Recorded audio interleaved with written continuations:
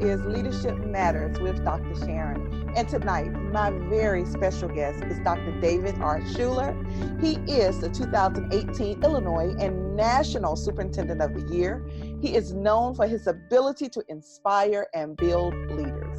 He spearheaded the Redefining Ready, the national movement to redefine what it means for students to be college, career, and life ready while serving as the 2015-2016 president of AASA, the School Superintendents Association. Dr. Schuler leads the National Redefining Ready cohort and facilitates the Aspiring Superintendents Academy through AASA, where he shares his perspective on leadership and helps develop the next generation of school leaders.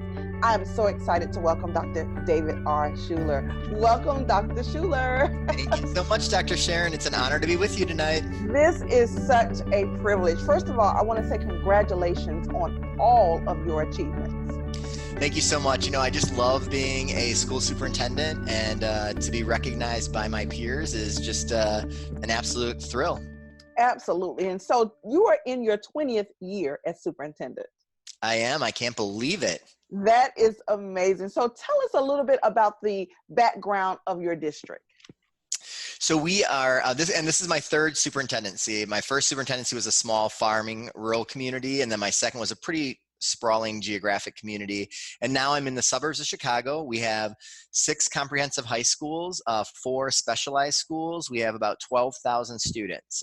And we really feel like we're a microcosm of the country. We've got a couple schools that are very high poverty. We have a couple schools that have very low poverty, and a couple right in between.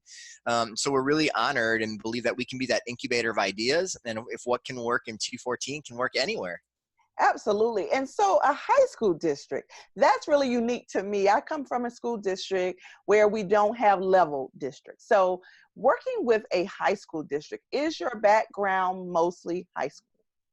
Yeah, so I was a social studies teacher and a coach, and then I was an athletic director and then a high school principal. And my other 2 superintendencies were both in Wisconsin, which is another phenomenal place to be.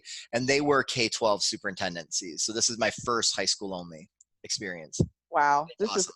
It must be, definitely. So with high school, you definitely are focused on college and career pathways. Can you talk a little bit about how your district is really preparing those high school students for college and or careers?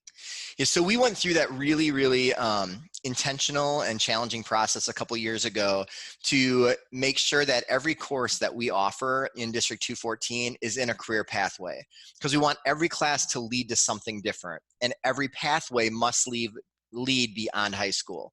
So we ask all of our freshmen to identify a career area of interest by the end of their freshman year. And then we'll guarantee them an external workplace learning experience in that pathway by the time they graduate. So we run over 2,700 external workplace learning experiences every year. And it's not, Dr. Sharon, because we want everyone to know what they want to do with the rest of their life when they're 14 or 15. We want them dreaming beyond high school. We want them knowing that when they're with us, we are creating that foundation for their future. And we want to change their dreams, because our children and their families can't dream what they can't see. And so it's incumbent upon us, in order to try to break cycles of poverty, to plant new dreams in the minds of our children and their families and change that trajectory so that where they end and walk out that door at graduation is way beyond what they thought they were capable of when they came through that door as a freshman. Wow, and your school district also really focus on using multiple ways to measure those things. I've read that it's not just one way, of course, because we know that there are a multitude of ways. So talk about the multiple measures that are used. Absolutely. Everyone in a class learns differently. Everyone as a staff learns differently. And if we want to stay the greatest global economy the world has ever seen, why would we ever want to produce a generation of graduates with one ability, the ability to take a test well? We need to make sure that we have students that can demonstrate readiness in a variety of ways. And so we did a really intensive research project when I had the honor of serving as president of AASA, and looked at, research out of Columbia University around GPA, where that 2.8 GPA is really a marker to being able to access 100 level college courses. When you take a look at the research around Algebra 2 and ensuring that, Algebra 2 is the gateway class to post-secondary success. So what does that mean? It means, does every kid that walks through a high school as a freshman, do they all have access to Algebra 2 proficiency? And I'd respectfully suggest that in many places of our great nation, if you don't come in as a freshman Algebra 1 ready, it's almost impossible for you to get through Algebra 2. And we can't do that anymore. We have to make sure our kids have access to Algebra 2 proficiency. Accessing an advanced placement coursework and exams, international baccalaureate courses and tests, and then dual credit. We've got to blur that line between high school and college. And if our students can access early college credit, why wouldn't we want them to, right? I mean, if we can do it and that family can save money, and again, we're planting a new dream that kid can actually do college when they're in high school. I mean, we can change lives, Dr. Sharon, by doing that work. Absolutely. And I also read that there is a program where students can actually save tuition, save for an entire year of tuition. I mean, that's incredible. And you have a partnership with the community colleges and the universities in your area. Please tell us a little bit about that partnership. Yeah, we have a wonderful partnership with our community college that offers 2 years of completely free tuition for graduates if they meet 5 criteria. And that's a 2.8 GPA, no D's or F's, 90% attendance, a rigorous college pathway curriculum, and community service, which is just so critical. We also have partnerships with 8 other higher ed institutions. Depending on the pathway of choice, we have a grow your own teacher program that's super popular. We know that there's a huge teacher shortage in this country, and I really believe the one way we're going to address it is to grow our own. And so we've got partnerships with 2 universities right now where kids can earn early college credit while they're in high school. That higher ed institution has agreed to knock off a semester or a year of post-secondary, and then we'll guarantee them a student teaching experience and an interview in our greater community. We've got a great partnership with aviation with Lewis University, for anybody that wants to work on airplanes and either maintenance tech. We just graduated our first pilot a couple weeks ago, and we're going to get into air traffic control and unmanned flying devices coming up. Great work in manufacturing. Our students up at Wheeling just built a handrail for the International Space Station. So we're super fired up about that. And, just creating those engaging, relevant experiences that make kids want to go to school, which is just awesome. And as you would imagine, achievement has skyrocketed, discipline has plummeted, and attendance has increased because they see a reason to be there and it's fun and they enjoy it. And we're not perfect by any means, but it's not a place where you're forced to go from class to class. We want to create these pathways that can really launch our kids into their future. That is absolutely incredible. So my work is mainly in leadership development. So that's what my research was on for my dissertation. For the past 5 years, I've been working with novice school principals and assistant principals, really help building their leadership capacity, because we know that research states that leadership is second only to classroom instruction when it relates to student achievement. How does your district build your leaders? Oh, that's an awesome question. And my dissertation was on leadership as well. So you and I could wonk out on that sometime, Dr. Sharon. Very intentionally, like we're very, very thoughtful about making sure, number one, in our selection process, that we're very rigorous and making sure we're looking for, and I'm looking for, the people that are the perfect fit in that building for what they need, not what they want. And I think a lot of times, leaders hire people that others want rather than what that building needs. And so we spend a lot of time thinking through that. And then one of my jobs as superintendent is to make sure I adjust my style to meet the leadership styles of each of my principals. So, I learned that really early on. I had a high school principal, my first superintendency, who's awesome, but she did not want to make a decision when the issue was first raised because she really wanted time to process and think about it. I had an elementary principal who would lose sleep because it would be wrestling with him if he was forced not to make a decision and talk through it that day. And so for me, I have to adjust my style if I want to grow them and maximize their effectiveness in the organization to support them. So when it was an issue with Tammy, we would talk about it and then debrief that next morning. What was an issue with Bernie, we would stay until 8 or 8:30 at night until he had reached clarity in his mind about what he wanted to do. And I just think that's what we have to do. I always ask our principals, how do you make decisions? How can I support you in making those decisions? What do you want out of your team? When we sit down for a goal meeting, I make them walk through every one of their administrative team members and where they view that individual's future in the district. Because I want them thinking beyond. I'm not looking for someone to hire an English department chair, right? I'm looking for people to hire a future associate principal, a future principal whose role right now is that of an English department chair, right? You don't want to hire somebody at a place where they're capped. You want to hire people that have the upward mobility in the future, not in a year or two, give them some time to learn.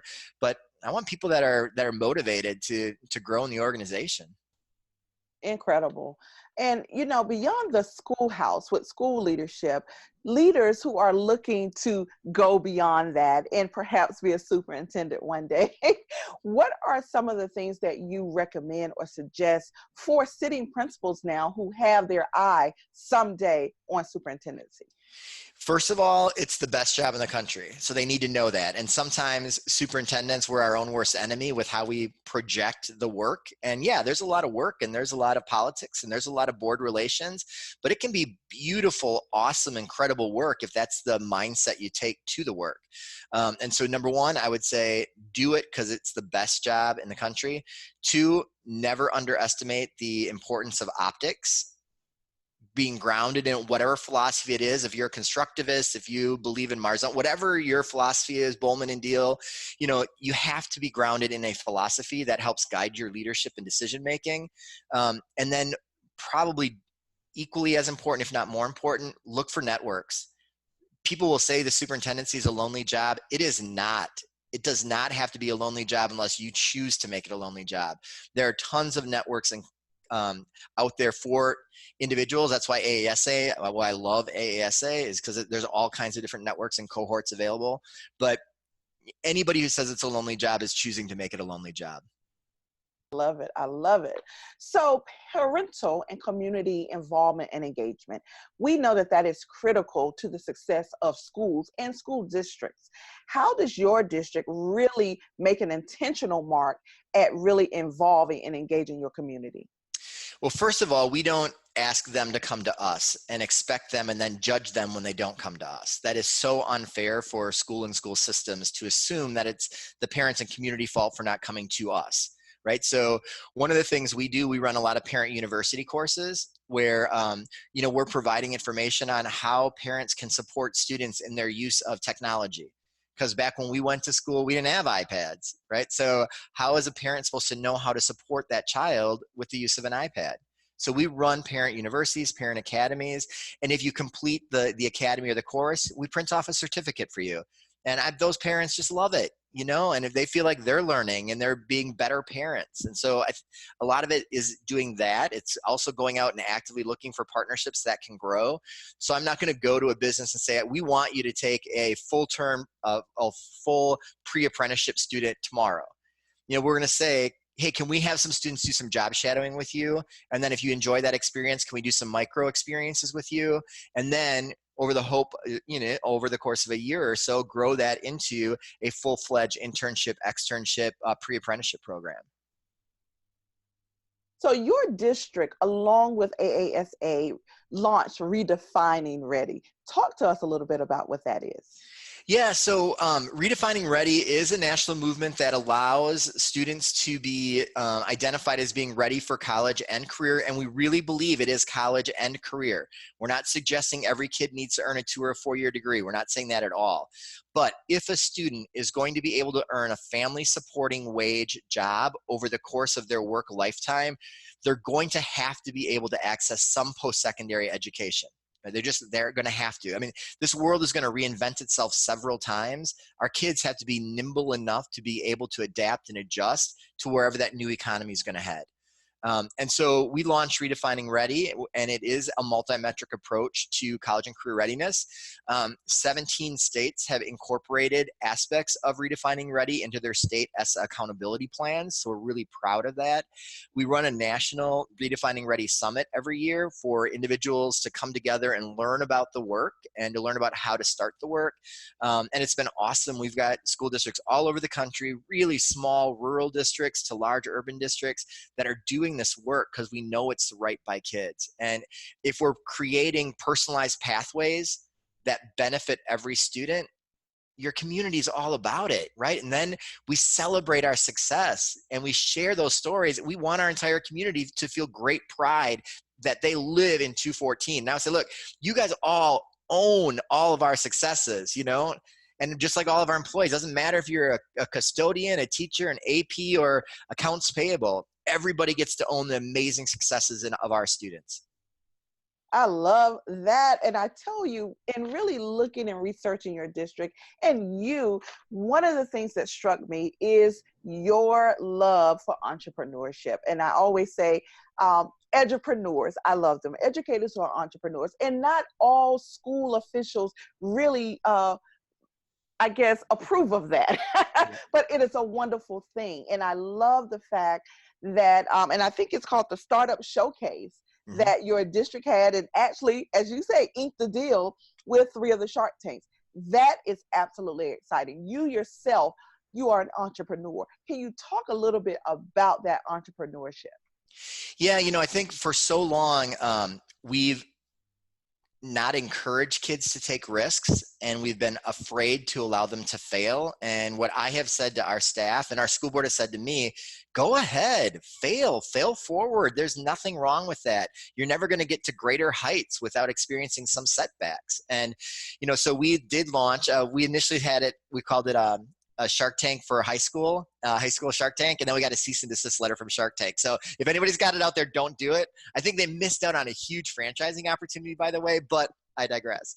So it is called Startup Showcase now, where we bring in mentors and we have students that pitch to a group of sharks. And as you said, our first winners just went on the Real Shark Tank on January 28th and got $300,000 from the Real Sharks for a project that they developed at Wheeling High School. And so I was thinking a couple of years ago, you know, I've been talking this talk for way too long. It's time for me to walk the walk. And so I got together with a couple of colleagues and launched an ed tech startup on my own. And it's a great online solution to track workplace learning experiences and community service. We're trying to eliminate all that paper and pencil gaps that exist in K-12 education. And it's been awesome. And it's a great opportunity for me personally to learn about the ups and downs and the, you know, fits and starts of a startup company that I can now share with our kids. I am just in awe of that. And I definitely have to go back and catch that episode now. Yeah, you do. It's awesome. Definitely. So I really applaud that work because I really think we as an educators are missing the boat when we don't encourage the risk taking as in entrepreneurship for students. There are so many wonderful avenues that students can go. Even if they choose to go to college, you can still choose to be an entrepreneur as well. So I just applaud you for that effort. Hey, if things don't work in District 214, we call it version 1.0. That's it. Absolutely. I love that. And one of the things that I looked and saw is that under your leadership, your district actually helped write and champion and pass legislation requiring every public Illinois college and university to accept AP scores 3 or higher. Please tell us about that journey.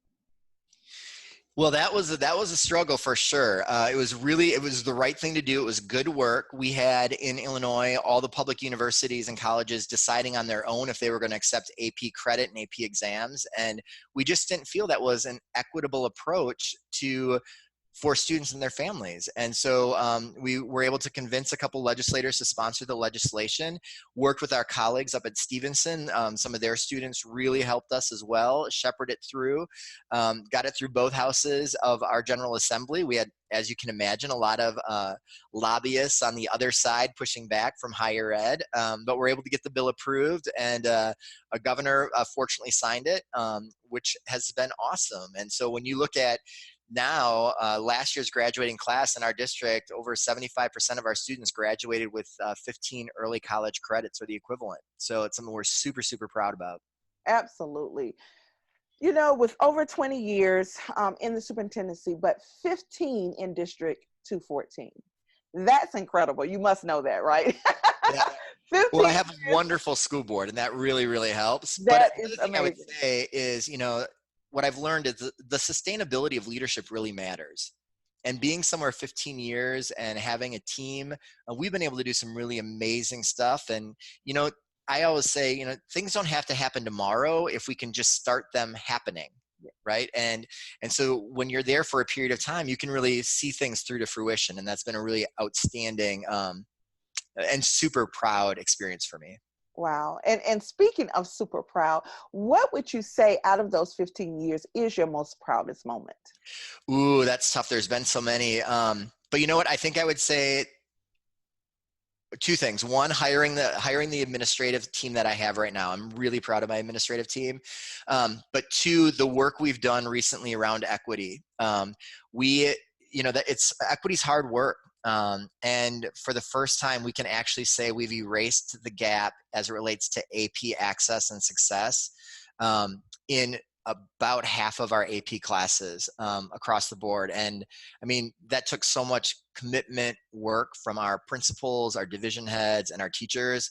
I'm super thrilled with that because not many places in the country have been able to crack that nut. And we have more work to do for sure. But we're actually making some real significant progress, which is obviously changing lives again. What's better than changing lives for the better, Absolutely. And I would just, again, have to say congratulations on all of your achievements. Your school district is definitely one to watch. I will be watching, I will be following and taking, as I have stepped back into the role of the school principalship, which is such a wonderful position. I actually am able to touch families and students and community again. And all of the prior experience I have to give back now to a school community. So this work in education is absolutely phenomenal. And I just want to say thank you for all that you do for your district and all that you will do beyond. So thank you. Thank you. Thank you, Dr. Sharon. I appreciate it. Keep carrying the message forward. Absolutely. And my last question always is, this is Leadership Matters with Dr. Sharon. So Dr. Schuler, why, in your opinion, does leadership matter? Oh, leadership matters because we have the ability to change the world for the better. And it's that simple. By changing lives, we change the world, and leaders matter. I love that. Guys, this has been Dr. Sharon with Dr. David R. Schuler. He is the superintendent of District 214.